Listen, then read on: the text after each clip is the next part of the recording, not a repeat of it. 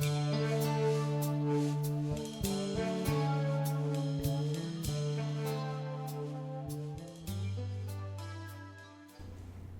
there, today I'm going to be scrapbooking these photos along with a few others. These are printed up at 3.5 by 5, which is just a little bit smaller than 4 by 6, and I really like this size for working with multiple photos on a single layout because 4 by 6 can really fill up the majority of a page if you get 4 or 5 of them on a page. And on this layout, I'm going to be scrapbooking, even though you only see 3 there, that's just because the last 2 are printing.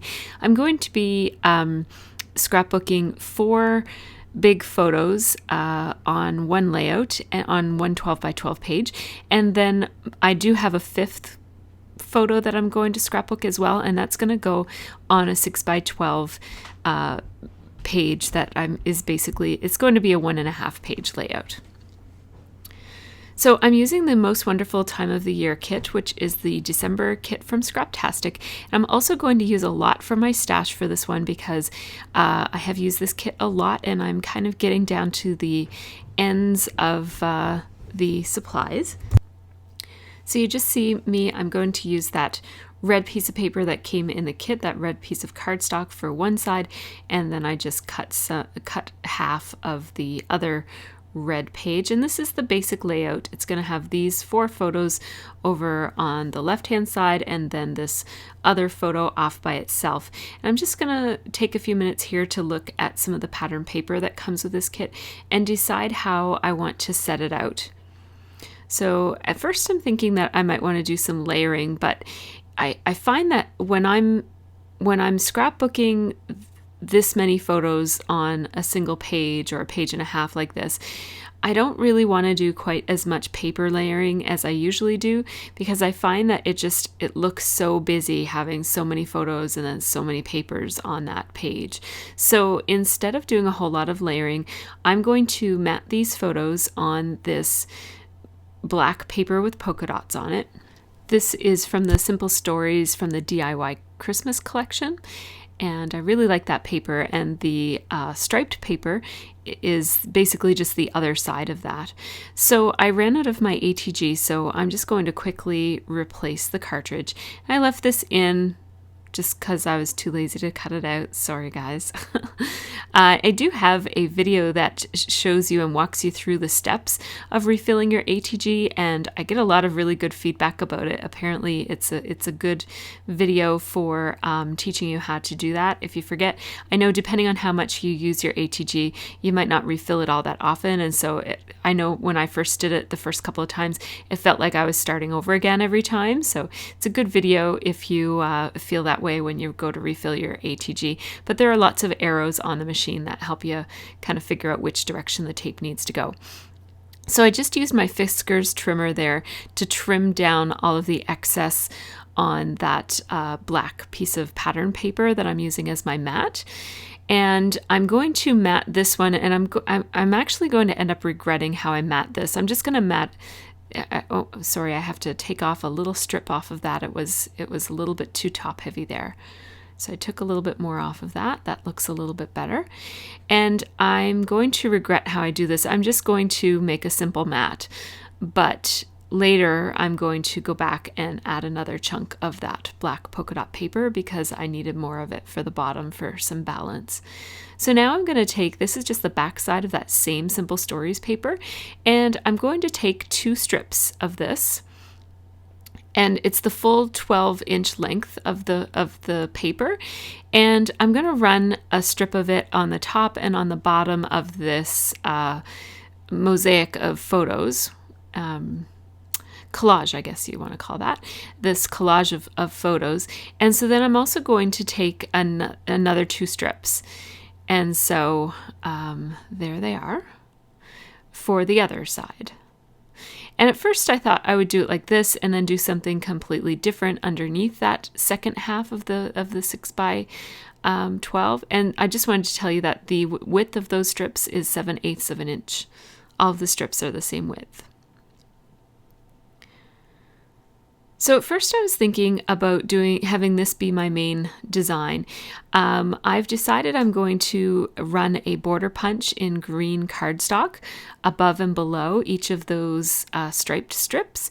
And so I'm just cutting some 1-inch strips here. I'm cutting I'm cutting 3, and the third one I'm cutting in half so that I end up with 2 12-inch strips and 2 6-inch strips. And this is the apron lace border punch by Fiskars. It is as old as the hills, and it's a kind of a classic shape, and I really like it on Christmas layouts. I rarely use it other than at Christmas time, but I really like that kind of decorative scalloped edge with the little holes in the scallops. So that's going to go above and below, above my top strip and below my bottom strip. And so you'll see me punch it again. And if you're new to scrapbooking and haven't used border punches before, they're really fun and easy to use, and they just add quite a lot of detail to the edges of your paper, and it's kind of a fun way to stretch your supplies. A plain piece of cardstock becomes a piece of trim just by punching it a couple of times. You just want to make sure that you're lining up your paper on both sides against there's a little bumper that you just push your paper against, and you just want to make sure that it doesn't float out in the process of you moving the strip along. So there's my basic design. Not everything is exactly in place yet, but then I have this jelly bean soup journaling piece, and I thought I would put it there. But first I noticed that I think my trimmer is a little dull. I might need to replace my blade because it leaves white marks all around the edges of my papers. So I'm just going to ink the edges of my papers just to make them look finished.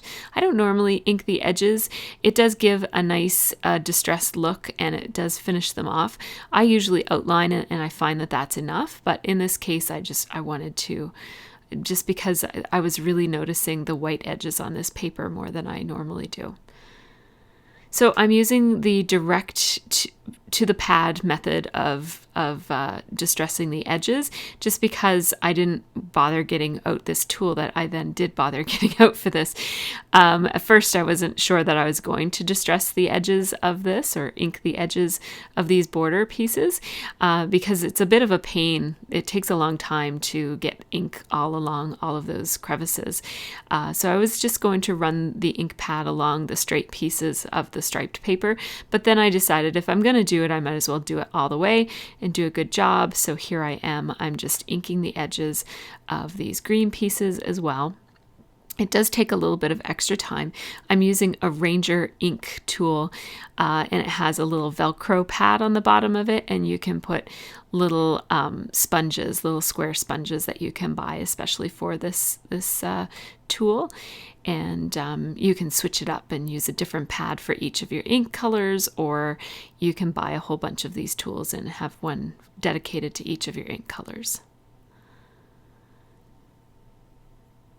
So I think I'm done.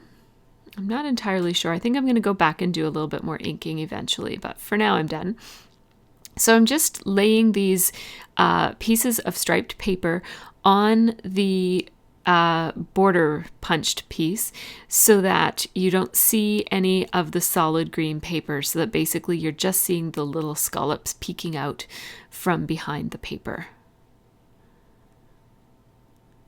It looks nice with a little green edge too, but in this case I just decided to not leave a little green edge. Sometimes I do that. Actually, more often than not, I leave a little green edge, but this time I just decided not to. It's just a slightly different look.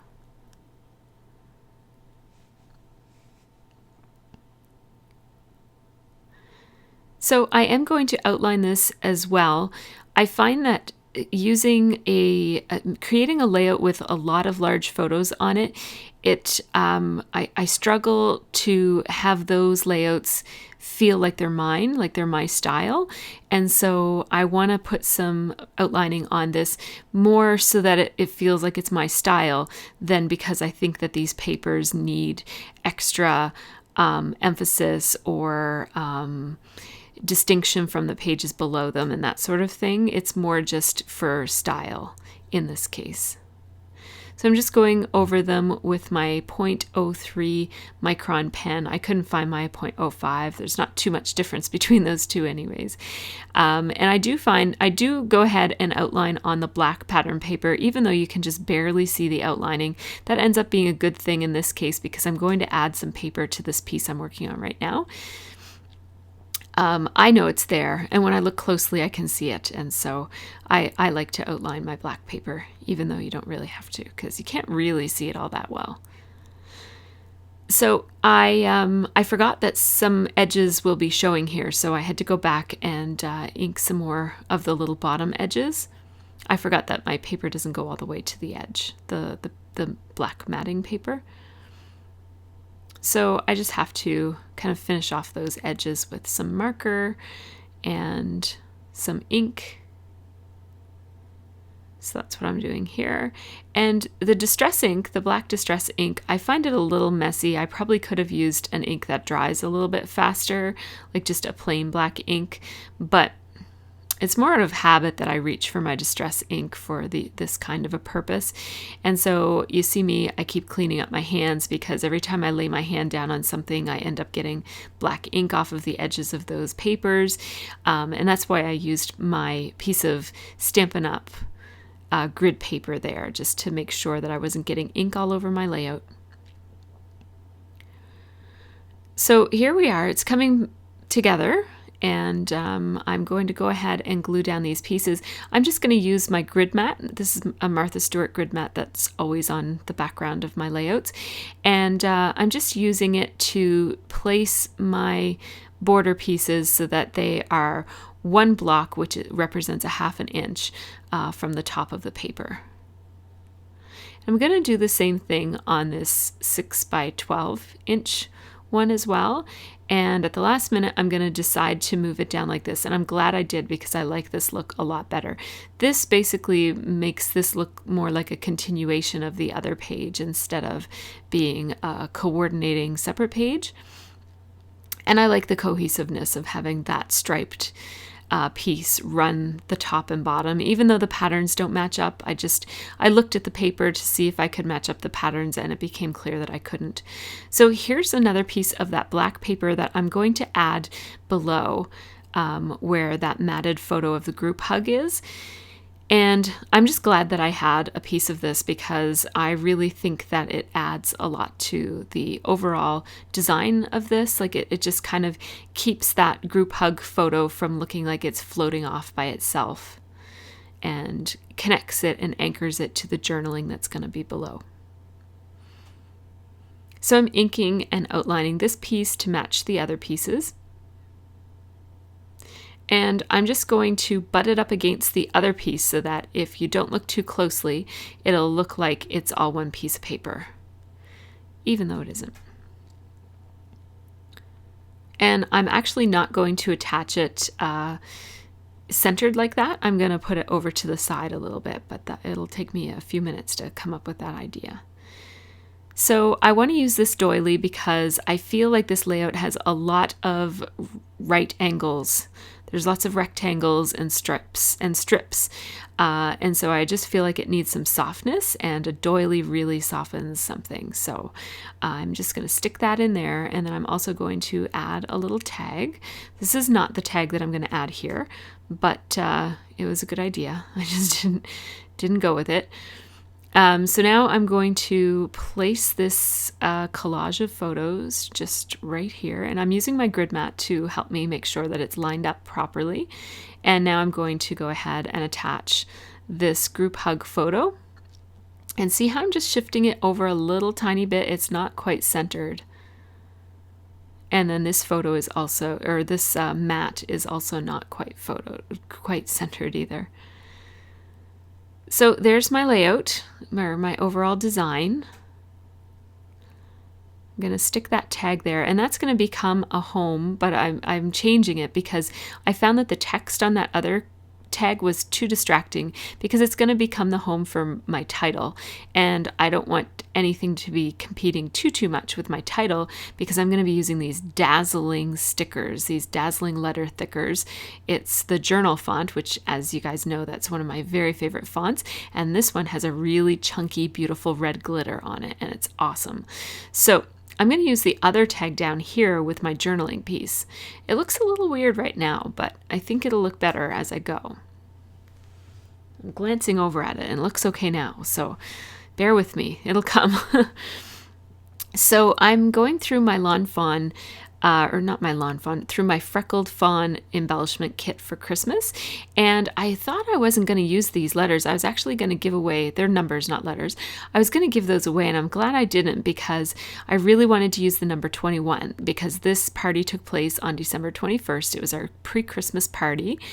And yeah, I'm really glad that I didn't give those away.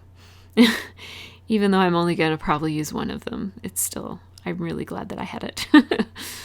So I'm using a white Prima chalk ink here just to change the color of that wood veneer. And I'm also on a whim, I decided I'm going to sprinkle it with some gold mist. And I knew that it wouldn't, it's a tiny little surface to be misting, but I just thought that it would add a tiny little bit of interest and not be just kind of like a plain white, boring inked piece. And I do like it. You really have to look for the texture, but I do like the texture that it adds, or I guess the difference that it adds. So I also decided to ink these, or to splatter, I guess, these two tags with both gold and white. And it takes a long time to dry. It depends on, usually the Mr. Huey's will soak right in to pattern paper, and I was expecting these tags to be similar to pattern paper, but they must be made out of a slightly different substance or they must have a gloss or something on them, or finish to them, because the mist just kind of sat on top of it, and I did have to use my heat gun in order to get it dried. And that wasn't enough, so I had to add some more because, of course, it's going to be covered, right? So I need to make sure that enough of those splatters are going to show once that green journaling piece from Jelly Bean Soup is on there. These tags came in the Most Wonderful Time of the Year kit. They're from the Merry and Bright collection from Pink Paisley. And they're really nice. I like the neutral craft tone that they have. So there's the die cut piece all finished, or not die cut, it's a wood veneer piece. And so I'm going to go ahead and glue down that doily now that I know that idea is going to work. And I'm going to put that tag in there. I haven't glued it down yet. And I'm going to put the journaling piece right on top of the tag, and I'm just trying to decide how I'm going to layer those pieces. And I'm going to end up doing it like this. So I have my American Crafts roller date stamp, and I'm going to use the holiday cheer sentiment with that. And I was going to use gray, my basic gray Stampin' Up! Ink pad, but at the last minute I changed my mind and used Cherry Cobbler. I love doing roller date stamps in red. I just think they have a real nice office-y type of look to them, and it's a good opportunity to add some color, just a tiny bit of color to the layout. So I'm going to move 21 down there. I think it's better for balance. I originally had it over to the left of the green, but I really like it over to the right. It provides a little bit more balance with the rest of the overall layout. Now I have red and black baker's twine here, and I am going to double thread these tags so that each tag has both a red and a black piece of string in it. There was a little bit of the white ink that wasn't quite dry, and it was right where the reinforcer is printed onto the tag, and so I wanted to make sure that I didn't smooch that when I put the string on. So I just dried it, and now I'm going to do the same thing with this other tag.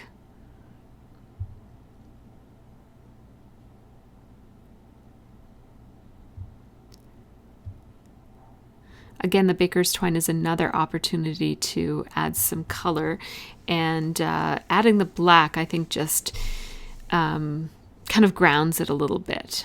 It adds a little bit more weight to the string.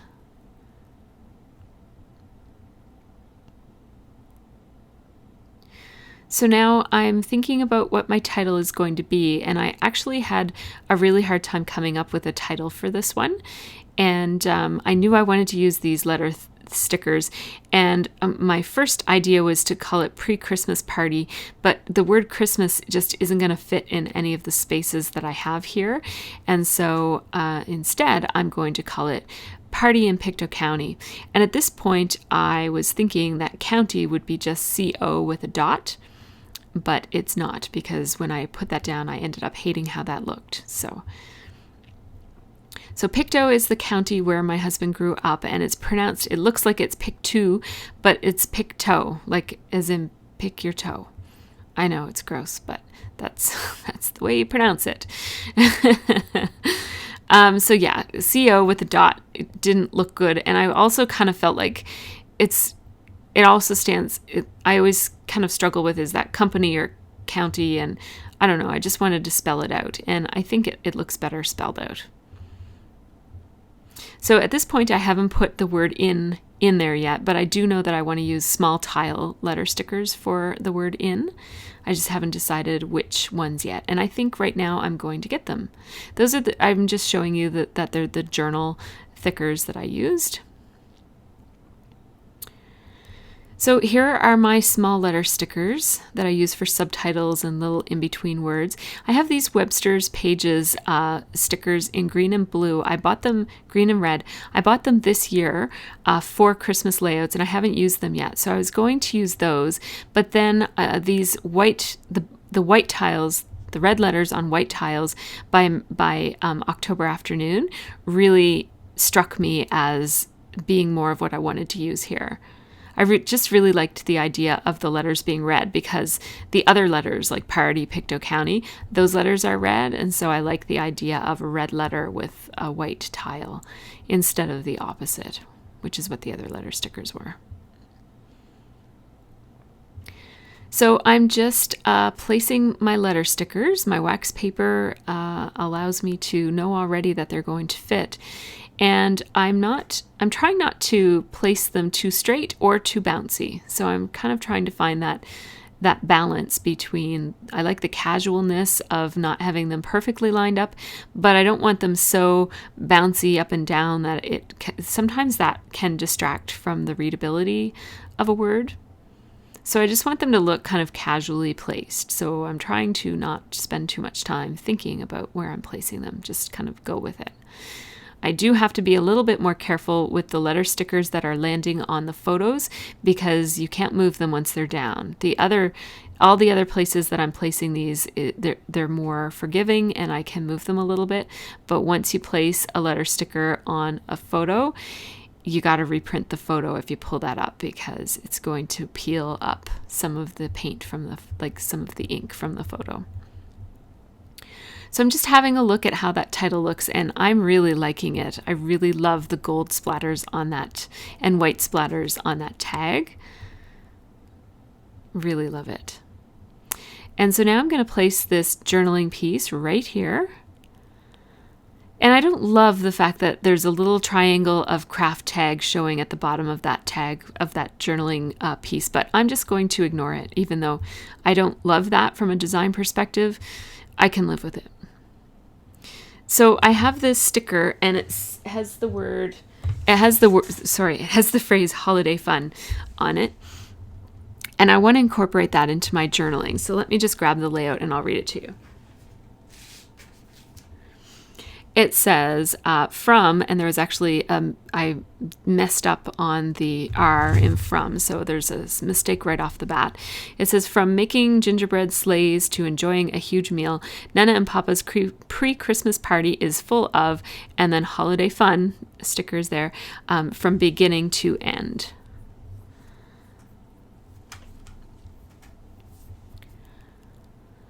So, and I was just trying to make sure that I wrote my words in such a way that I could still have room for the number 21, which I love so much.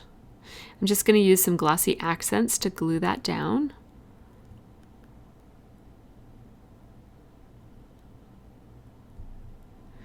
And I'm going to have a look at my enamel dots because I was pretty sure that I had some gold ones, and I was right, and there they are. I can't remember who makes those gold ones. They came in a Scraptastic kit from a while ago, and I just love them, and I felt like I needed a little something else on that little journaling piece. Then I have this tree embellishment, which is actually, it's just a chipboard sticker, and it's 2 layers of trees, and it's from Freckled Fawn, and there's the, I was just holding the thing, not the thing, the piece of cardstock that it, or chipboard that it comes on, just to see if there were any other stickers from that I wanted to use. So I'm going to take one of these gold foil labels, which is also from the Freckled Fawn Christmas embellishment kit, and I'm going to layer the tree and the label, but it was a little bit too white. So the Freckled Fawn kit also came with this washi tape, and I'm going to cut the washi tape so that it's mostly the red part is showing, and just like that. There's a bit of green on one side and a bit of blue on the other side. There's no other blue on this layout, so I don't want to emphasize any blue here. And I'm just attaching this sticker so that the outside outline of the tree is flat on my layout, and then I'm going to pop up the center. And this makes this chipboard sticker have a little bit more dimension than it originally had when it was left all together in one piece. And now there's also these little, these are like enamel dots, but they're shapes. And I thought that this heart would look cute right in the center of the tree. And it adds a bit of color and a little bit more dimension on that embellishment cluster right there. So now I'm thinking about adding an embellishment cluster up at the top of this photo, and hopefully I'm going to zoom out so that you can see what I'm doing before I do it. Right now I'm looking at some of the DIY Christmas collection from Simple Stories. These are stickers that came in the in the Most Wonderful Time of the Year kit. And I keep calling it Home for the Holidays. I don't know why. I think that was the kit last year. But I'm basically looking for something that I can put up in the top left-hand corner of the group hug photo. And so I'm going to go back to those Webster's Pages letter stickers, and I'm going to spell out group in red and hug in blue. No, that's not blue, that's green. Sorry, guys.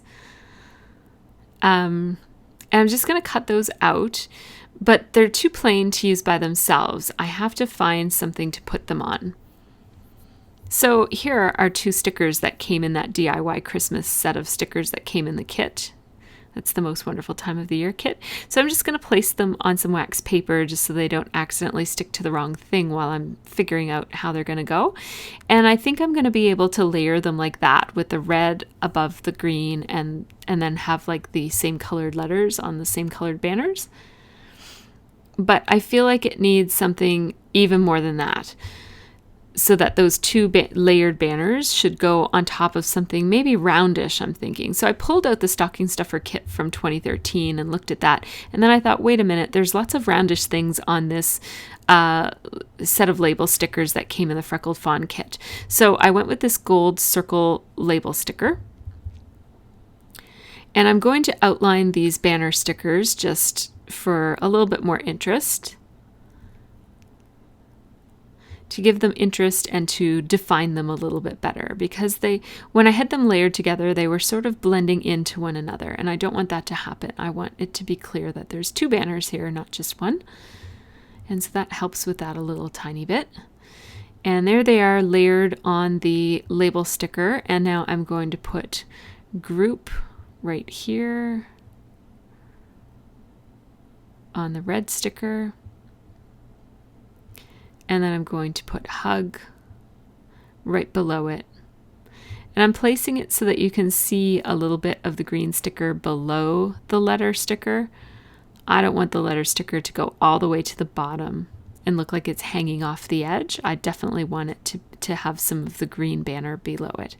So I did take that through the magic of video. I took it over to my sewing machine, and the sewing is already done. I just put 2 really small strips of sewing. And what I'm doing right now off screen, sorry, I had no idea that I didn't zoom out, but I was just peeling off the wax paper because I sewed right through it, so that because it's all a sticker, I didn't want it to stick to the bottom of my sewing machine. So now I'm going to pop dot the whole thing, and I'm placing my pop dots so that some of them cover the stitching where I didn't backstitch. So instead of putting washi tape on the back of it, just my pop dots are there. And I'm going to let the gold strands of thread, I used gold thread for this, and I'm just going to let them hang and be another little point of interest. So I have those little enamel dots there, and I'm going to actually remove 2 of them and just leave 1 of them. Eventually. I'm still thinking, I feel like it needs something else. I don't know exactly what. So what I'm doing right now is I'm putting an arrow sticker from that enamel dot set, and I put it down on the Jelly Bean Soup journaling piece, and you didn't see that. You'll see it when I zoom out. And then I put the green one right here. So the red one is down below and the green one is up here. And I'm just trying to think of what I'm going to do with those enamel dots, and I decided I'm just going to leave 1 of them there.